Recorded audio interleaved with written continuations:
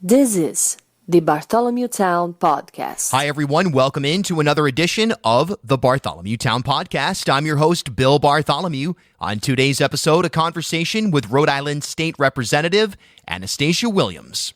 Hope everyone's having an outstanding day today, wherever you're listening right now, whether you're inside the confines of the Ocean State or beyond. We just had another weekend of peaceful rallies and protests here in the Ocean State. I was down in Newport on Saturday and on Sunday in Providence for what ended up being a smaller turnout than the previous weekend's affairs, but no less a powerful statement, particularly on Sunday in Providence with the youth-led Gen Z rally that overtook the State House, delivering a consistent message of righting the wrongs of social inequity. That particular march was also joined by members of the medical community who marched from Rhode Island Hospital and convened with the Gen Z rally to make for just a spectacular scene. And if you missed that, you can catch some of the video and photos on social media channels. Just search Bartholomewtown. We move into the middle of June here as the COVID-19 crisis still playing itself out, certainly not wrapped up, particularly in the most vulnerable sectors of our state. And obviously now this confluence of events with social inequities rising to the surface of the media conversation, the general conversation, and folks turning out en masse to express their disapproval with this social construct. So it certainly feels like it's an historic moment, and it doesn't feel like it's anywhere near its conclusion. Obviously, the goals have not been met, but in terms of that pressure, in terms of the specific action, there's already more protests scheduled here in Rhode Island, and there's legislative action being considered. Attorney General Nerona just yesterday, I was at a press conference on Monday morning in which he is proposing procedural changes to what the Attorney General's office can do to prosecute police misconduct. So things are moving, perhaps faster than they were before. It's a moment, and the idea is to keep the pedal down. And for you out there listening, do whatever you feel is appropriate and you feel you can do to contribute. Sometimes that's just being a good listener. I know certainly for me, that has been one of the keys that I've tried to engage in here for years, is just listen, observe, and try to apply some empathy to my thought process. And that alone can make a world of difference. All right, today's episode with Representative Anastasia Williams, good timing, someone who has been on the front lines of many of the battles that are playing themselves out in a larger sense today, health equity, social justice, etc. And we got a lot to get to. The other factor being that the General Assembly is reconvening, and as a chairwoman herself, she has a major stake in that body, as does any assembly person, but particularly as a chairwoman, she is a leader within the confines of the General Assembly. So a community leader, an elected official, and an all-around classic Rhode Islander, Anastasia Williams, here on the Bartholomewtown podcast. All right, well, Rep. Williams, a pleasure as always. And we sit here in these times that have all of a sudden, I mean, it's not all of a sudden, but in terms of the public consciousness, we're in the thick of really what will end up being looked at as an historic moment for a lot of different reasons. The obvious being we're coming out of a pandemic, all that we've learned about the inequities in our society from that pandemic. And now we find ourselves at a crossroads in terms of the media, the examination of various inequities, specifically police relationships with certain communities. And to top that all off, the Rhode Island General Assembly is heading back into some version of session this week. So you are and have been a major voice in all of these areas. So I guess let's go through them one at a time. Let's start with, first of all, how are you? And I saw you out there this weekend at the youth-led Gen Z rally. If you want to talk about some of the rallies and organizing that's gone on in the last month or so here in Rhode Island. Well, thank you, Bill, for having me on with you. It's always an honor and a pleasure to work with you.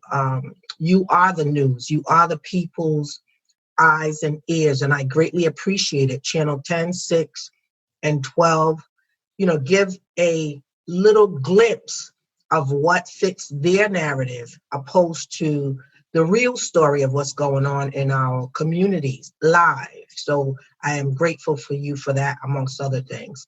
The youth have taken the time to stand up, and their voices are now being heard.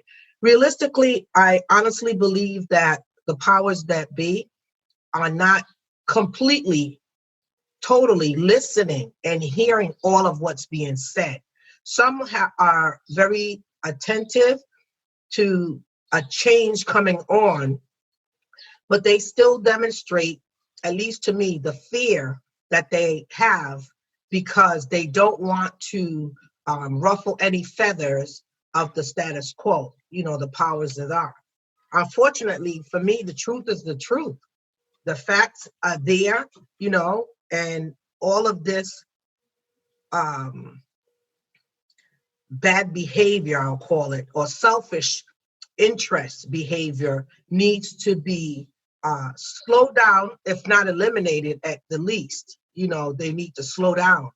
There have been, the powers that are, that's been the beneficiaries on everything in this state.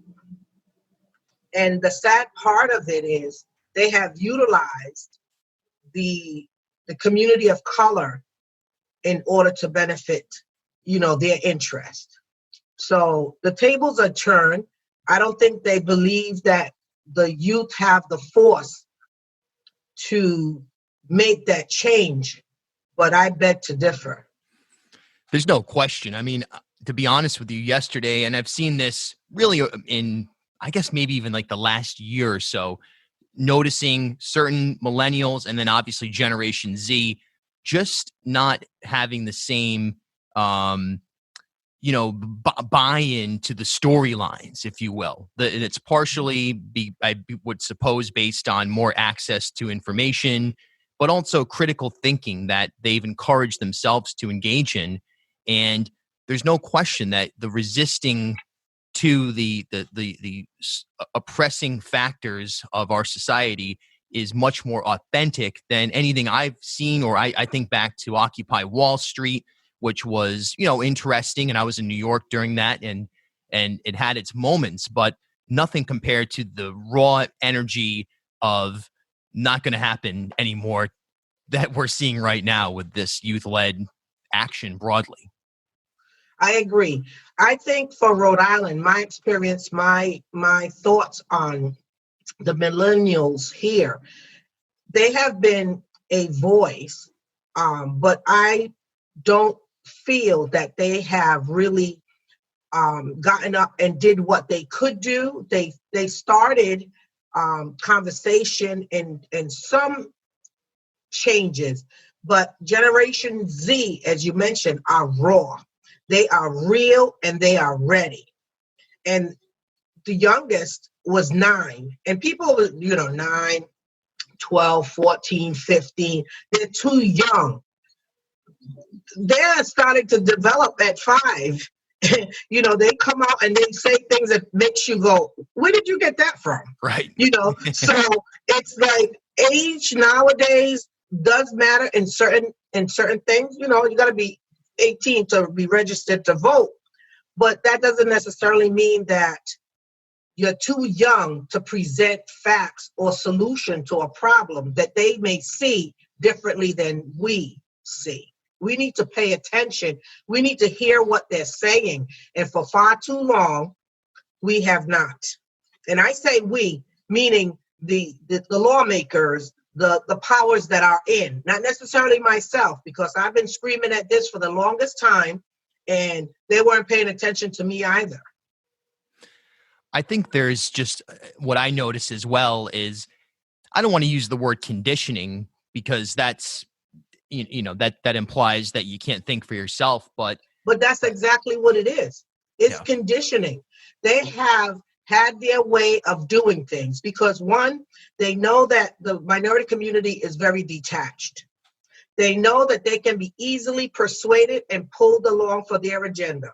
And they have been doing these things forever. So they are conditioned. They are conditioned that every 2 years There'll be someone that will have a pool of money, and they'll have temporary employment, per se, let's call it, to be able to benefit themselves, to, financially move themselves along, or get a job somewhere that'll also help them, their financial stability along, which, I don't begrudge anyone for trying to survive. But no, we are a conditioned, controlled people, period. It's the truth. That's one of the things that we need to talk about, the truth of the matter. What is realistically going on?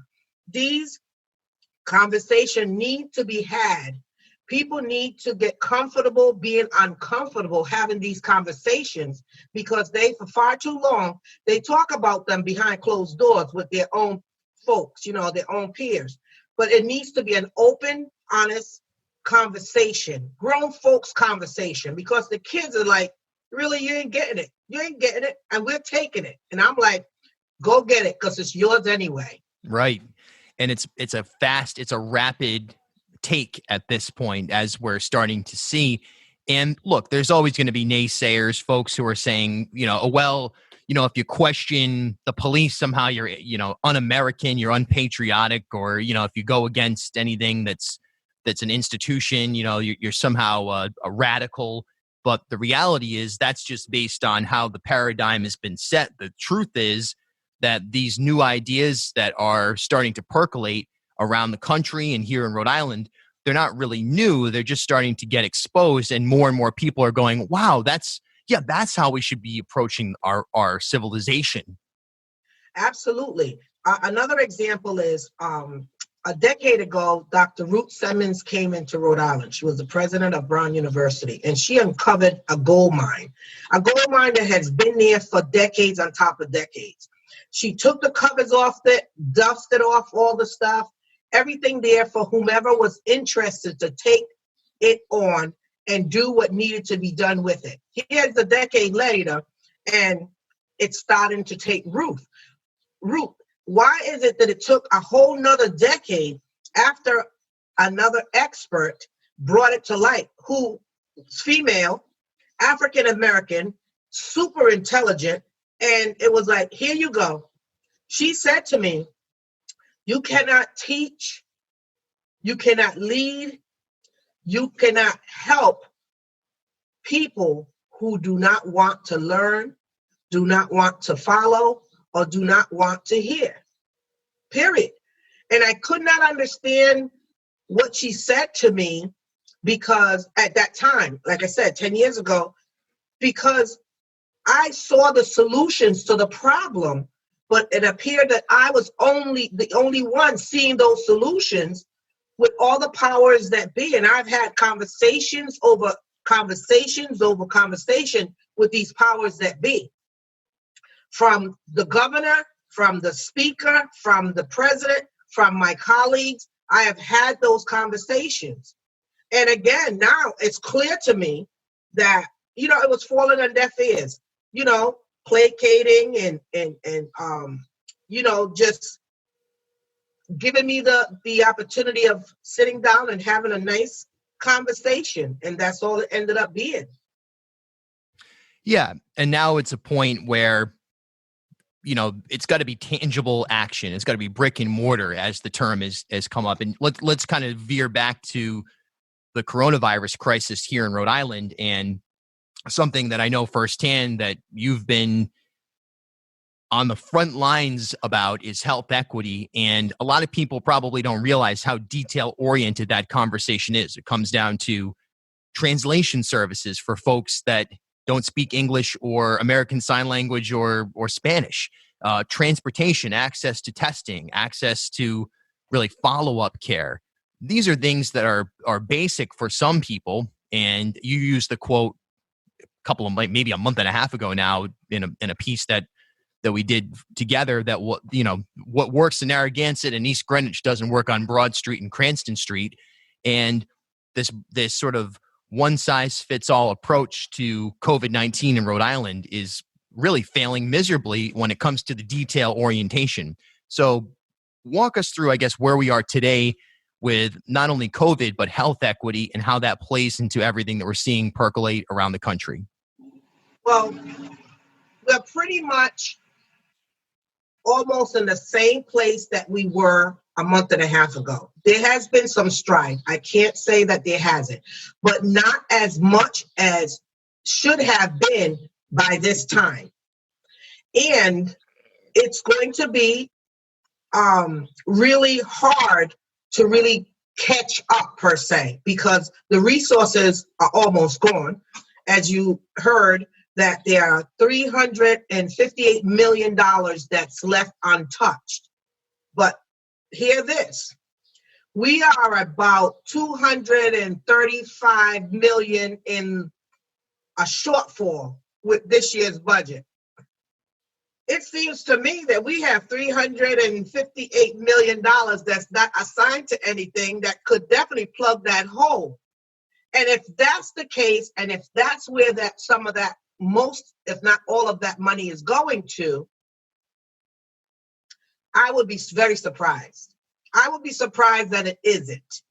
But at the same token, that's all that's left, approximately, because they certainly, they bundled, they padded the dollars that they need to finish up all of whom they to keep their promises to all whom they promised to. So they brought it to about $706 million of IOUs, or I will promise yous, or whatever they want to call it. You know, the real fact is they already took out their big chunk, and this 358 is what's left untouched. And we have a $235 million deficit for this year. So, you know, go figure. It seems like the puzzle pieces are perfectly there for one to put the puzzle together. It's just disheartening that, you know, I'm not an Ivy Leaguer, but I can look at these things and say, wait a minute, and I can ask the question, but necessarily the honest truth doesn't come. So I still put the responsibility on the communities. And this is a part where they're detached. And for those who get it, they come to the table so that they can see what they can benefit from, you know, becoming their allies, not continue to advocate on behalf of the community. It's a shame, but it's a reality. Where do you see, obviously, with the General Assembly returning to, I guess, will be kind of a patchwork session starting today, I believe, at 3:00. What do you see from, broadly speaking, from a budget standpoint, where Rhode Island will sit and or, you know, there's so many uncertainties, of course, with the federal stimulus money that may or may not come in and to plug holes. But where do we stand right now from your position as a chairwoman inside the House of Representatives? We are in a very dire position financially. There's no questions about that. However, my concern and my interest is where exactly, or what exactly, that supplementary budget is going to show. What's going to be the priority inside of that supplementary budget? Yeah, I understand that it's things that may have been in place prior. Well, I don't know what all of those things prior are. And in fact, if those prior things are things that can be removed and other necessary things put in, then that's what we need to do. So I'm not sure, because I don't have the document in hand to go over it and have someone, you know, help me kind of explain it, break it down kind of, so that I'm not assuming anything. And but that's where we are. And I know that Senator Jack Reed is working diligently for more resources. I assume the other 3 congressional delegations are doing the same. So, you know, you hear rumors with regards to they're working and we're going to get it, it's guaranteed and all that. Until that check lands in Rhode Island's banks, I don't know. I have no idea, but they know what they're doing. We need to get on board to also know what they're doing. Yeah, well said. I mean, this run of uncertainty, and then you get into situations where, you know, you have the lieutenant governor in his position, which is that, you know, the money that is the piles of cash that are in Rhode Island right now should be distributed amongst the small business community, or, from a personal protective equipment standpoint, whatever, to sort of mobilize testing and translation, whatever it may be.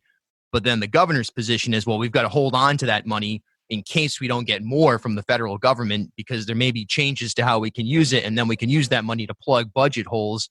Then in the back of, I guess, the citizens or citizenry's mind is, okay, are we going to turn on tolls for all motorized vehicles, shrink government? How are we possibly going to plug the financial holes? But that uncertainty is it just seems like at this point, it's a little bit like a chicken with its head cut off approach. Right now, this pandemic has brought out the good, bad, and the ugly. And to my benefit and the people's benefit, I have been provided with a lot of inside information, inside deals that's going on that, I had no idea was happening, because I trust my leadership to be telling the truth and doing the right thing.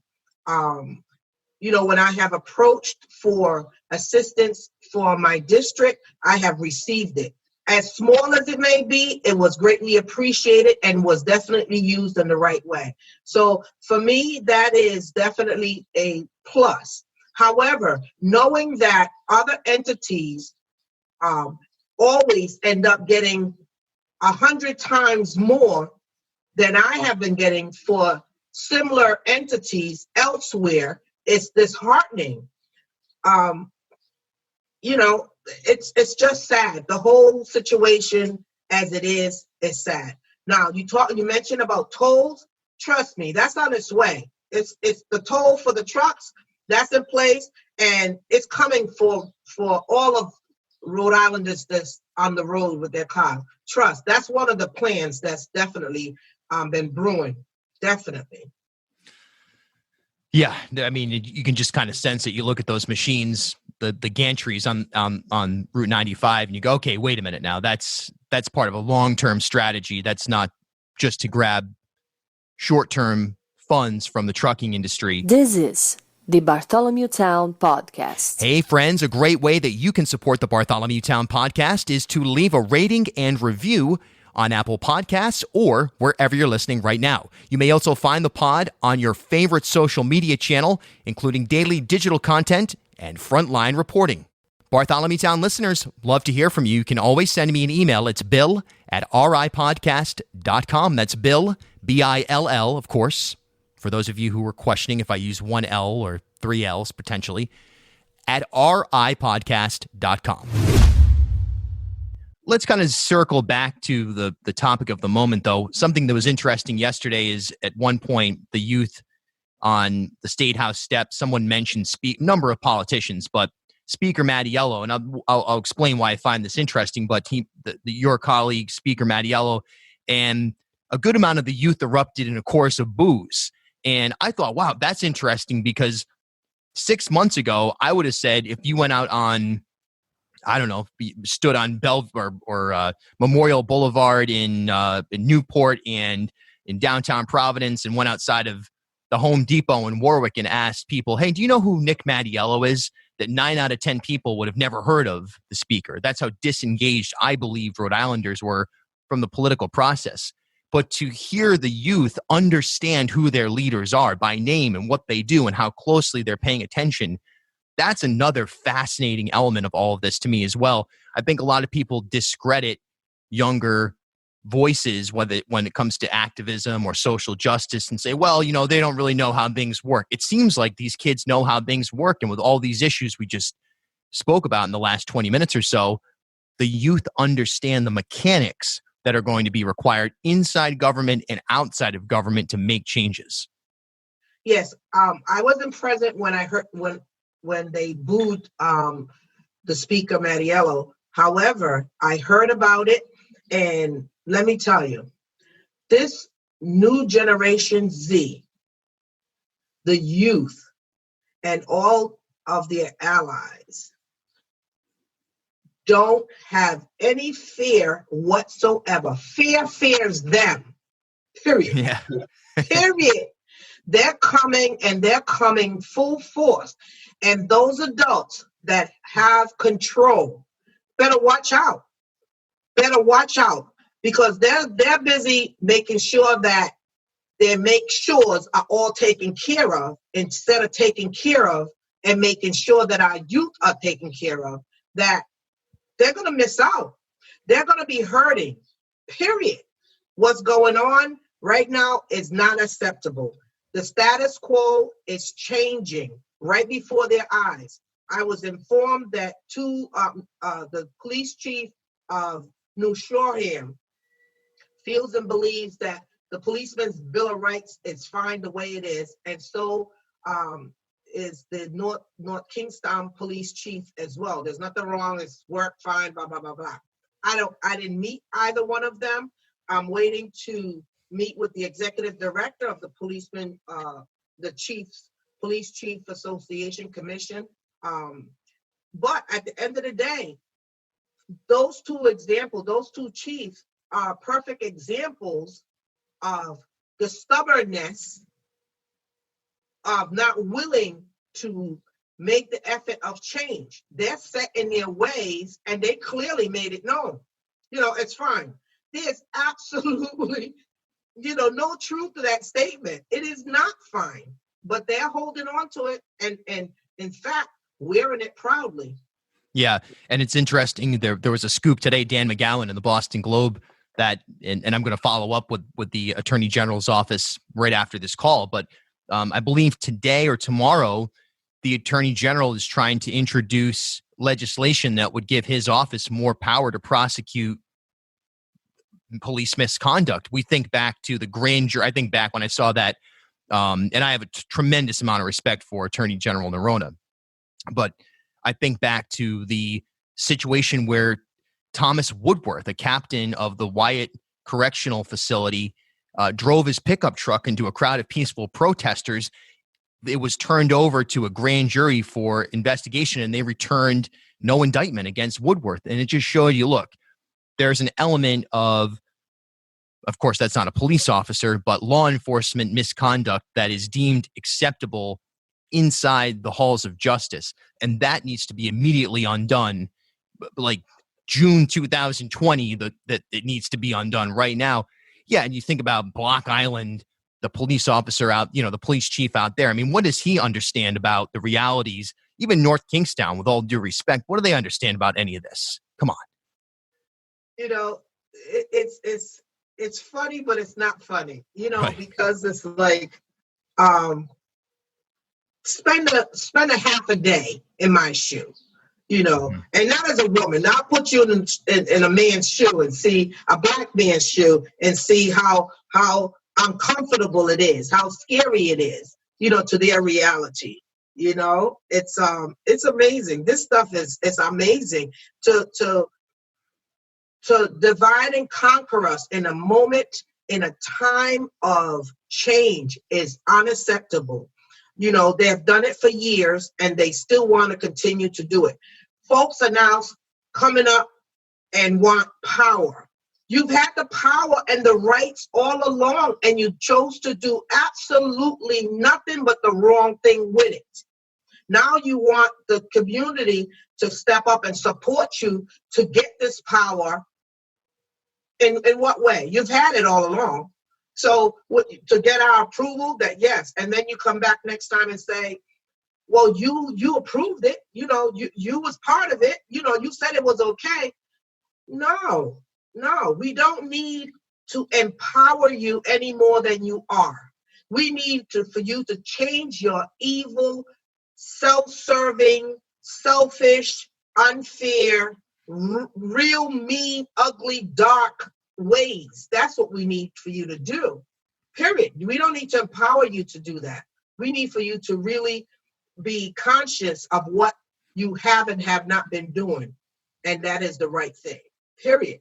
Those folks. It's like they're jokes. Now divide and conquer. We have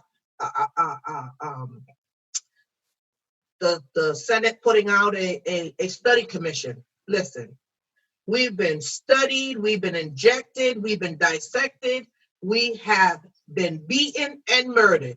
What more is there to study? And then the worst part of it all is that you're going to have a token Black to head up this study commission. Does that make any sense? That makes absolutely no sense to me. What is it that we need to study about us? We have told you, you have told us, you have documented, and in many cases, there's an awful lot of documentation that had been voted on many levels of government to see if injustices, inequities, unfairness, all these ills, all the isms were happening. And they are. But many of those entities have not documented their findings as they should have at all. You know, the stop and frisk and how many people are being stopped. Where's the report for that? The courts are supposed to be doing that. It's 2020, and I believe that stuff was like 2015 or 14, and still, where's the report? Where's 2019 report, 18, 17, to show what we already know? Do we need another study? Really? Do we need somebody of color to be heading that up? Why? Why? We need to be honest. Rhode Island needs to get off of its white horse and say, look, yeah, we have done you wrong, period. And it's time for us to sit here and listen, and you all take charge. Nothing is going to be perfect. Nothing. However, changes is ripe right now to happen. There isn't going to be another time because our youth are tired, they're frustrated, they're disappointed, and they have had enough, and rightfully so. They've been promised, they've been lied to, they have been judged, they have been beaten. Come on. They're our future. And no proper representation to them. Our schools have fallen apart. We have teachers in there. We have teachers in there for decades themselves. What have they been doing while teaching our children in dilapidated buildings that are not healthy, that the governor is sending them back in another few weeks? They are not healthy to be in. We have to deal with this virus. You know, we need new HVAC system. We need UV lighting to deter or control this virus in there. There aren't any air conditioning. So, I mean, surely in certain cities and towns, they have buildings for their kids and students and staff that are adequate. Some of those buildings that they need to be repaired are far better condition than our buildings in the urban community, in Providence especially. So, you know, what's wrong? What's wrong with the picture? There's a lot wrong with the picture, and they're looking at it, but it doesn't apply to them, their children, their sisters, their brothers, their family, their mothers and father. It only applies to the community of color, and I'll tell you what, shame on them.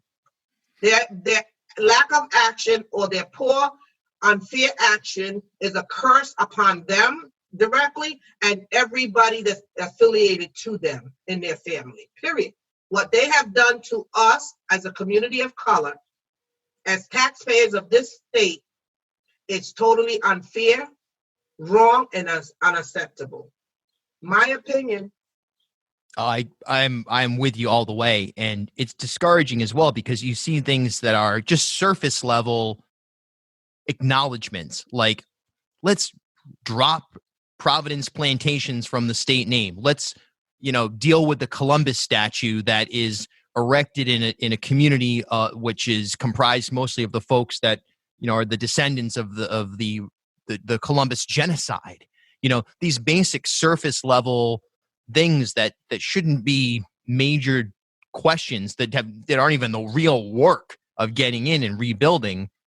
And yet you see so much resistance, even acknowledging slave history. My cousin, who's a person of color, was booted from this Rhode Island Lost and Found history group over the weekend for suggesting that, hey, look, the narrative of that there weren't any slaves in Rhode Island is wrong. And here's the historical documents. Here's the census from 1790, whatever, from Tiverton that shows there were 10 slaves here. And in South Kingstown, the Potter family had slaves. And, it goes on and on and on. Those who would say, well, plantations, it means a farm. It's nothing to, shouldn't be offensive to anybody. These surface level type of, things that should just easily, in my mind, and I think most good people's mind, be easy to push out of the way. Yet, even this morning, I tweeted out, Rep. Ranglin Vassal was on talking about the Providence Plantations removal last week, was on this show, and I tweeted out the link, and I'm getting people writing back, oh, this is nonsense. Don't you guys have anything better to do? And it's just that lack of empathy and understanding that is so discouraging. And it makes you wonder, well, if you can't understand why the state name is offensive or oppressive at a certain level, then how can you expect these, the state by and large to buy into the disparity in Central Falls High School where teachers are being laid off left and right versus other places in the state where, they're resodding the grass on the field hockey practice field? You're so right. I didn't hear what your other rep had to say at all, but it's about educating individuals. Yes, when the Providence and its plantations was put into play, back then the racism, while was present, was not as prevalent as it is today. So the education, the real history has not been taught in the schools. So therefore, the adults nor the students are aware that the plantation was then meant for colonies, the 13 colonies in Providence, opposed to plantation. As when we hear that word today, we hear it as someone being lynched in a tree, someone being whooped with whips on their backs, someone working out in the fields, someone taking care of the masses' home and family. That is the connotation for which we receive today from Providence and its plantation. Adding to that, you have the Brown brothers, the Wolves, you have the statues that shows where we or Rhode Island embraced those types of people and behavior. And don't be fooled that some of those 1%ers here in the state of Rhode Island are from that era. They are. That old money is right here still. And some of those people are still running the show and don't want to let go what they have always been in control of. So make no mistake about that. The Wolves are still here. The Brown brothers are still here. And the many others on the east side are still here. Those descendants are still alive and still running the show, and they have their connection. So people from other states come to Rhode Island as their platform and end up in Congress and beyond. But they come here. This is the stepping stool for them. And so knowing some of that history, many of the folks on the outside are not aware of that history. So they latch on to things like defund the police. Why? Because they know the police to be a negative. I don't necessarily feel that, every police officer is bad. However, by those good police officers not putting those bad ones out on notice, they become equally as bad as the ones that are actually bad.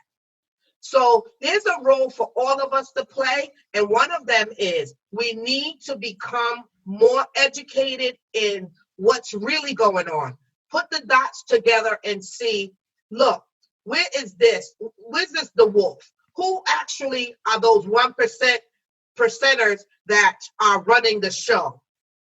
How much money are they contributing to this state, and how much are they contributing to other states because they're not really paying the taxes here because they have us paying their taxes on their behalf.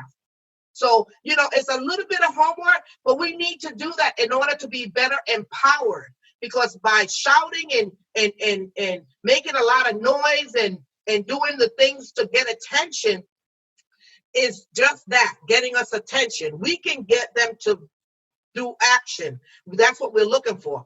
Action, the time for action is now. No study commission. Don't use us when you need us. And that's exactly what the study commission is. Unfortunately, it's someone allowing themselves to be used for that purpose. However, the time for action is now. The time for change is now. The time for equality is now. The time for them to move is now. And if not, those young folks are going to come out and blast each and every one of them because they're ready for by any means necessary. What they said back then, Malcolm X used to say, the revolution shall not be televised. No, Anastasia Williams is saying, the revolution, the real revolution is being televised for the world to see.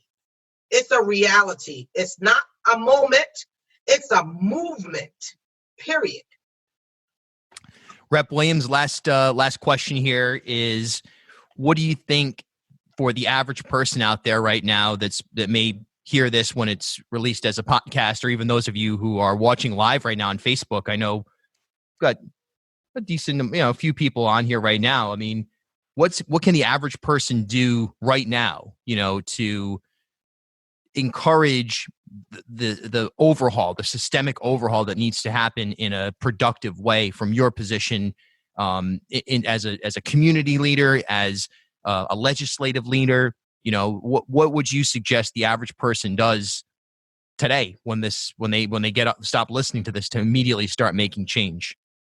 Well, first and foremost, they need to listen to what's being said, not be selective of, oh, that's a good person. I just saw some announcement of some organization announcing or endorsing a couple of senators and a couple of representatives and putting them as their top 3 ranks. My question is, top 3 ranks on what? So don't put out blatant, just broad statements like that. Yeah, the Rhode Island rank there, I saw that as well. Yeah. Sam Bell finished first. Right. It's just it's very inconclusive because it just suggests that they meet the criteria of that group, not necessarily of the community they're serving. Although that's not to say it may not be true, but it's not why they're positioned as the top ranked senator or whatever it is. Exactly. So that's one of the things. If individuals are going to be allied to truth and justice, they need to present their opinions, their thoughts, their whatever completely. They're ranking someone because of what? Education is key in these issues, in this movement. You need to understand why you want to defunk the police. You need to understand why we're not accepting a study commission. We need to know why changes is going to be, needs to be. We need to have true allies that are committed to the cause, not committed for the moment of the cameras. We need to have honest leaders. We don't need to have these individuals that's getting appointed by this one as window dressing. And that's a lot that's happening now. We got these ambassadors, Black ambassadors that are being named and put around the table. We have these Black so-called self-appointed leaders. And it's like all these titles. I don't see anybody working in the trenches doing what needs to be done. There's a lot of work that needs to be done. So if you're honestly committed in getting things done, you have to come correct. Don't come to the table to see what else you can personally benefit. And that goes for a lot of people that are on, government payrolls. Surely I don't, begrudge any of them that's got a job and getting a good salary and getting paid, whether it's by the state or the municipalities. But when you need to step aside because you can't bite the hands that's feeding you. So you can't be honest and coming forward talking about your rah, I'm going to cause. What cause are you here for, realistically? So you need to be honest with the cause and step aside. Get away from that table because you're not there for nobody else but your own self. And that's the truth. Put some of these young people who have experienced it, has seen us experiencing it, and have the idea and have the fortitude and are not on anybody's payroll to be afraid to speak up. Move aside, pass the baton, be honest to the cause and this revolution, this mission, this movement. No, self-serving will be there, and that's how they take and they peg us against each other. They put one against each other, and then they discredit the other. That's their job, and that's their tactic in order for them to survive. Unfortunately, I don't roll that way. That's not my foundation. And at the end of the day, I am who I am, and I'm proud of whose I am. And the work needs to be done. The true work needs to be done by people who are not afraid to get it done. Representative Anastasia Williams, ladies and gentlemen, a true leader, not only inside the halls of government, but in the community. And it is always a pleasure to spend time with you digitally and appreciate, you're someone who, has always been, at least in the time that I've been re-engaged in Rhode Island politics, you're what I would consider to be a purely authentic voice. And, regardless of your political positions out there, I think that you have the respect of this state because of that. And I know firsthand that some of the folks who lean right that listen to this program that will write in have always nothing but high praise for you, even if there's a political disagreement, because of that authenticity. So I can't thank you enough for that. Appreciate it. I thank you very much. It's my foundation: integrity, courage, and loyalty. Integrity to always stand with truth. Courage to not be afraid to tell the truth, and loyalty to the truth. So at the end of the day, I am who I am, and whose I am. I am proud that I am. So, I'm not going to change just because there's folks out there that don't like me. They didn't like Jesus Christ. But a lot of them, since this pandemic, has been calling out to him and God and saying, God, help us, God. He's been helping us for far too long, and he's giving us another chance to do it right. So we got to get it right this time. All right, Rep. Williams, thanks so much, and can't wait to do it again. I'm ready. All right. See you soon. Thank you. All right. Have a good day. You too. This is the Bartholomewtown Podcast. Discover 216 other episodes of the Bartholomewtown Podcast on Spotify, Apple Podcasts, ripodcast.com, or wherever you like to get audio. At HealthSource RI for Employers, we provide access to health insurance to more than 1,100 local businesses and nonprofits, and 96% of them renew through us every year. Maybe it's our choice of 19 different health plans, our 10 years of customizing solutions, or our one local team of dedicated experts helping employers find quality health insurance. See how our numbers stack up for you. Learn more at healthsourceri.com/employers.